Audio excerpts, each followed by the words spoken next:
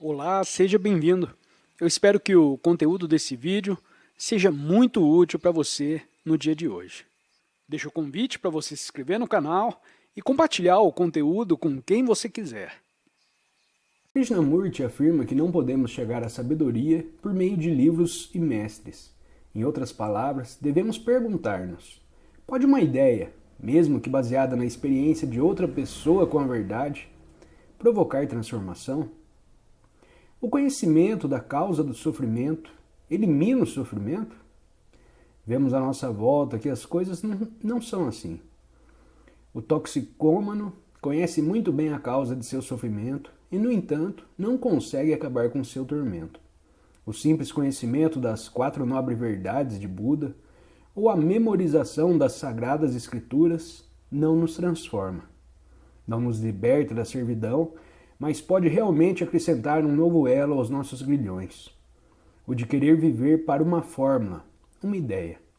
É por causa desses fatos óbvios que Krishnamurti diz que aquele que repete verbalmente uma verdade está apenas expressando uma mentira. O cerne da questão é que uma experiência em termos de verdade nunca pode ser transmitida para outra pessoa, por ser particular. Quando, por exemplo, alguém afirma ter experimentado a unidade das coisas, a experiência em si não se prendeu ao um nem aos muitos, mas transcendeu a ambos. Daí a capacidade de essa pessoa expressar-se em palavras, pois a palavra sempre representa o termo de um par de opostos, ao passo que a experiência situa-se além do nível verbal, onde os contrários são transcendidos. Assim, toda afirmação a respeito de uma experiência espiritual constitui apenas uma figura de linguagem que, na realidade, não transmite ensinamento algum. Por outro lado, o que acontece quando abandonamos todas as ideias a respeito da verdade da vida? O que acontece ao percebermos que a chamada aceitação de um princípio abstrato, mesmo que se trate de uma afirmativa logicamente correta, não produz alteração fundamental por não romper os habituais processos profundamente enraizados que constituem a vida do ego? Por acaso não estaremos então abertos e atentos para receber a verdade, para experimentar de novo aquilo que não sofre a todo momento a interferência da ideia, que apenas procura ajustar cada experiência a um padrão próprio? O padrão que está sempre ligado ao passado e ao conhecido. Não está o desconhecido reduzindo-se constantemente ao conhecido, sem perder qualquer parte da sua significação? A experiência viva do momento, sempre renovada, não constitui algo sempre diferente de toda a experiência anterior, continuamente traduzida para os termos do velho? Mas viver sem ideias significa viver sem resíduos do passado. Significa vivenciar e morrer o tempo todo para a experiência, o eu, que é a memória psicológica, a soma total de todas as minhas posses, ideias, convicções, esperanças, temores e etc., retidos na minha consciência, portanto, já não se alimenta da experiência. Certa vez comecei a observar em minhas atividades cotidianas que tudo o que faço é habitual, ou seja, uma reação de minha mente condicionada pelo passado ao desafio do presente. Processo que fornece vida contínua a essas ideias e emoções acumuladas. Esse processo pode se enfraquecer e perder o comando. O ego aplaca-se ao reconhecer a luta do passado contra o presente. Finalmente, surgirá um estado de experiência pura em que o eu não se encontra presente. Por mais paradoxal que pareça, a personalidade totalmente integrada é a do homem que já não possui a consciência de ter uma personalidade. Por debilitação do ego, porém, não se deve entender o resultado de qualquer ação do próprio ego, o que implicaria numa contradição. Mas o resultado da inteligência ou da verdade, se assim o preferirmos, que transcende os limites do indivíduo. Desse modo, a situação pode ser resumida paradoxalmente da seguinte maneira: enquanto me apego a uma ideia, método ou qualquer outra forma de atividade para avançar em direção ao esclarecimento, estou retrocedendo. Só quando eu vir realmente que não posso fazer nada, entender por que não posso fazê-lo e, portanto, não mais desejá-lo, só então poderá acontecer alguma coisa. Não uma transformação progressiva, mas repentina. Parece-me pertinente a seguinte citação de Alan Watts. Em suma, portanto, não existe ação através da qual o ego, por si, possa produzir ou alcançar a realização. Como insiste repetidas vezes Shankara, a realização é fruto do conhecimento e não da ação. É a dissolução da necessidade, avidya, ou inconsciência. E assim como não se afasta a escuridão com um movimento de braços, mas só com o aparecimento da luz, da mesma maneira supera-se a necessidade não pelo agir, mas pelo conhecer. Afirma então que se a ação pudesse produzir a realização, esta, atingida deste modo, não seria eterna.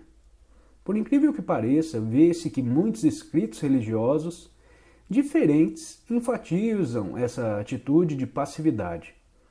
No taoísmo é o Wu Wei, traduzido aproximadamente por não interferência. No Zen, chama-se renúncia e obediência à natureza das coisas. No cristianismo, submissão à vontade de Deus. E em Krishnamurti, conhecimento. Mas o que significa exatamente conhecimento para Krishnamurti? E não seria de alguma forma diferente de passividade? Conhecimento. Não fazer absolutamente nada. Isto se torna realidade quando a mente se imobiliza. Não se pode, portanto, denominá-lo uma prática. Normalmente, nós agimos o tempo todo, e é através dessa ação que nunca compreendemos totalmente coisa alguma. Isso é verdade mesmo quando pensamos não fazer absolutamente nada. Existe ativação contínua de nossos desejos, emoções e etc. Em suma, o chamado filme emocional imaginativo, que se desenrola perante nossa imaginação. É como tentar ouvir uma sinfonia de Beethoven numa sala cheia de gente tagarelando. A menos que se calem, não assimilamos direito à música. O mesmo se dá na ausência de conhecimento, quando com a interminável verbosidade de nossas mentes não conseguimos observar e assimilar de maneira adequada a nossa experiência. Esta sofre a ação constante da mente a fim de ser transformada, sem que a experiência possa revelar sua própria significação. A significação do que é. O lamentável é estarmos tão acostumados à ação que não mais a percebemos, de modo que o não agir, a inversão de nossa atitude habitual, só consegue ser interpretado simplesmente como outra forma de agir, uma prática. Ou, então acredita-se que esse novo estado do não agir só se realiza com um esforço enorme, pois não se compreende que, neste caso, os meios não difiram dos fins, e que só os atingimos quando em nossa atitude em relação à vida houver um rompimento radical com o processo do vir a ser. Uma vida de Wu Wei, de passividade atenta, traz-nos a tranquilidade mental e aproxima-nos da condição em que a obediência à natureza das coisas é vivida sem consciência intencional. Tornamo-nos espectadores, observadores ao invés de atores, até que o problema da ação seja compreendido definitivamente. Como a verdadeira base da natureza é o Wu Wei, a existência vegetativa do reino animal pode florescer no Homo sapiens e transformar-se em vida espiritual. que é viver da maneira suprema em harmonia com a natureza. Mas não queremos ver as coisas desse modo. Já não nos contentamos com uma vida simples, vida a que chamamos mera existência. Então, engendramos uma vida com um V maiúsculo, o que significa aperfeiçoar a natureza, superpondo-lhe uma contínua busca de mais excitamento, mais prazer e também mais segurança. E estamos tão habituados que nem percebemos a inutilidade desse tipo de vida. Ademais, naturalmente, encarar a inutilidade seria o mesmo que encarar a morte, de que tentamos fugir durante a vida inteira. Não percebemos também que é precisamente essa febril procura de segurança que provoca a insegurança e o medo, componentes da neurose subjacente do homem moderno. Neste ponto, talvez sejam convenientes algumas palavras a respeito do Wu Wei, ou consciência passiva, ser o mesmo que quietismo. Não pelo tema, mas porque o problema parece preocupar muitos budistas e outras pessoas, e porque o quietismo, para elas, já se tornou quase um nome feio. Entendendo-se quietismo como sinônimo de fatalismo, de negligência, o contrário de inteligência, como não agir e não entender, que significa sono. Então a resposta certamente será negativa, pois o Wu Wei implica um elevado estado de conhecimento, um máximo de entendimento com um mínimo de ação. Por outro lado, considerando-se o quietismo como a cessação de toda busca de conquistas, o término de toda ambição de ganhos materiais ou espirituais, o que é extremamente árduo, exigindo vigilância contínua e muita inteligência, então com certeza a resposta será positiva. O Wu Wei, neste caso, é quietismo. Uma controvérsia semelhante, relacionada com a anterior, é a da escolha entre livre-arbítrio e determinismo.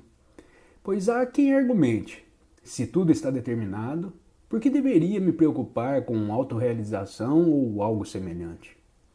Para a pessoa que realmente entenda, a escolha entre livre-arbítrio e determinismo já está resolvida. Ela percebe que quando o homem comum pensa estar agindo livremente, suas ações são determinadas por causas que lhe são obscuras, porque ele não tem consciência delas. Em outras palavras, quando pensa estar agindo, está apenas reagindo a contatos exteriores. E a pessoa que pergunta, por que deveria eu me preocupar? Assim como aquele que não consegue ajudar-se em sua avidez de descobrir uma verdade para si próprio, ambos chegaram à situação atual através de longas consequências de causa e efeito. Consequentemente, não existe conflito entre livre-arbítrio e determinismo. A aparente oposição entre esforço individual e determinismo constitui uma ilusão baseada em outra ilusão, a do ego independente. Enquanto houver um eu individual, a expressão livre-arbítrio representará uma contradição vocabular, pois o arbítrio jamais pode ser livre, constituindo apenas um sinônimo de volição ou desejo, que está sempre baseado na ideia.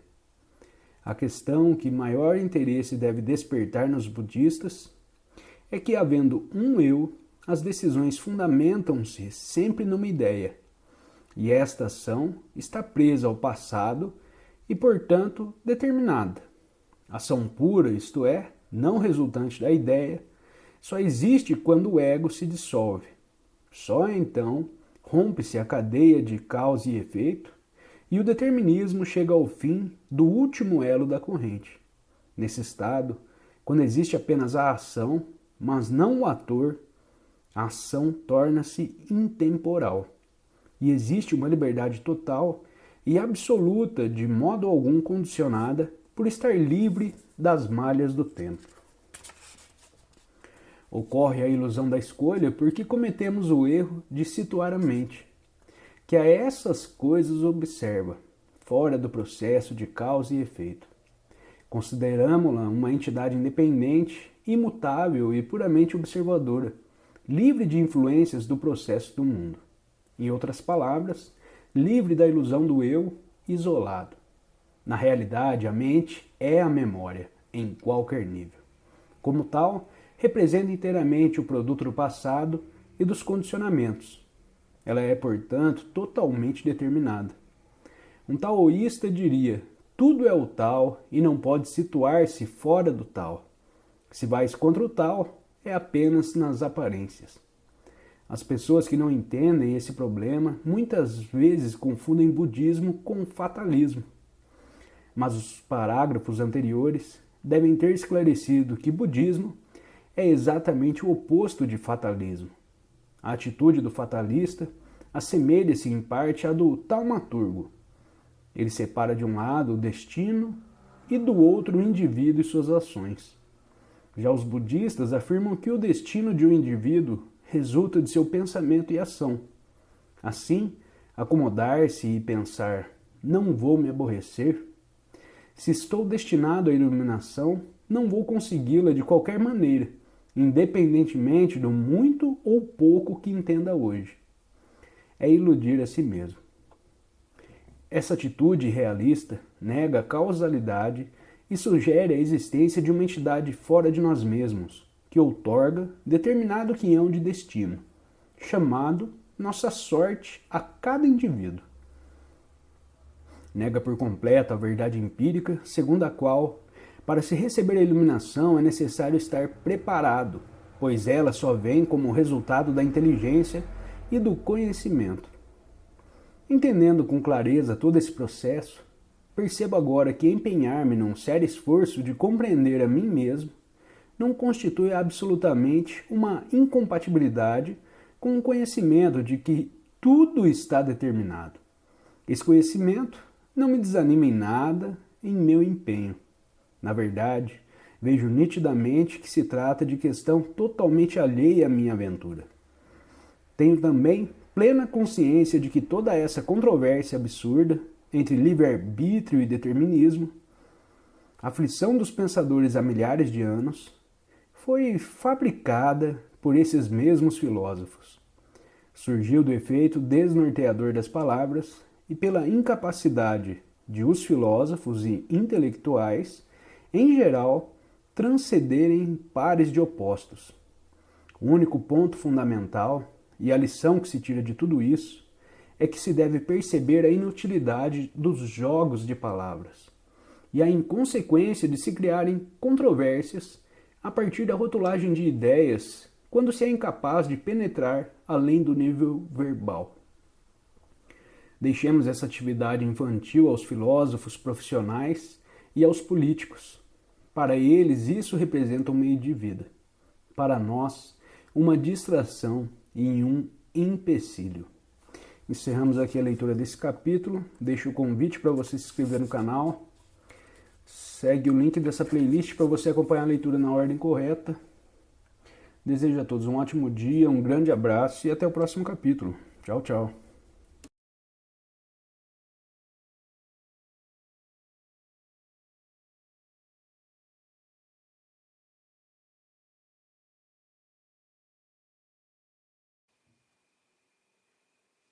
Obrigada por ter assistido a este vídeo e não se esqueça de se inscrever no canal e recomendá-lo, além de deixar seu comentário sobre o assunto para que possamos realizar um ótimo diálogo que nos ajude a compreender melhor o assunto. Tenha um ótimo dia e até o próximo vídeo.